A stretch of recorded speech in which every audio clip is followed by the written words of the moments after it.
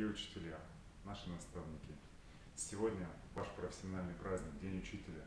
Хочется пожелать вам крепкого здоровья, счастья, успехов в вашем нелегком труде. Именно благодаря вашему труду в Республике Коми, в Сыктывкаре, ежегодно выходят в жизнь сотни молодых людей. Спасибо вам большое. И хотелось бы, конечно, вспомнить, что в моей жизни тоже встретился такой учитель, которого я буду помнить всегда.